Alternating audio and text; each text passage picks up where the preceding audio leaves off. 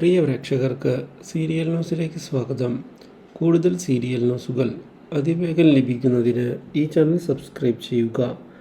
Bell icon മറക്കാതെ click ചെയ്യുക.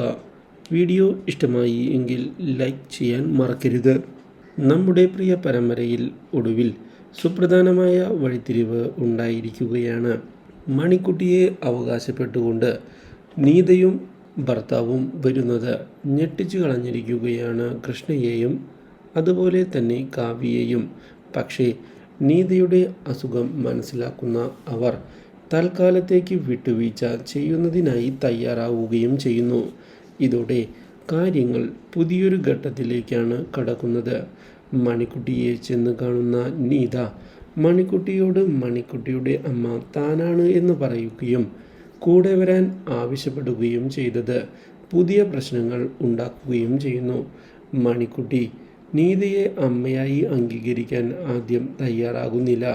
ഇതേ തുടർന്ന് നീതയുടെ സ്വഭാവത്തിലെ മാറ്റങ്ങൾ എല്ലാവരും കാണാൻ ഇടയാവുകയും ചെയ്യുന്നു.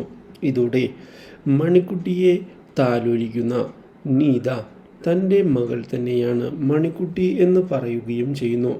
ഇതോടെ കാവ്യ തൽക്കാലത്തേക്ക് കാര്യങ്ങൾ ഡോക്ടർ പറഞ്ഞതുപോലെ മുന്നോട്ട് പോകട്ടെ എന്ന് കരുതുകയും കൃഷ്ണയെ ആശ്വസിപ്പിക്കുകയും ചെയ്തിരിക്കുകയാണ്. ഇതേ തുടർന്ന് നീത മണിക്കുട്ടിയെ തൻ്റെ വീട്ടിലേക്ക് കൊണ്ടുപോകണം എന്നുള്ള ആവശ്യം ഉന്നയിച്ചത് എല്ലാവരെയും ഞെട്ടിക്കുന്നു. Do like, share and subscribe.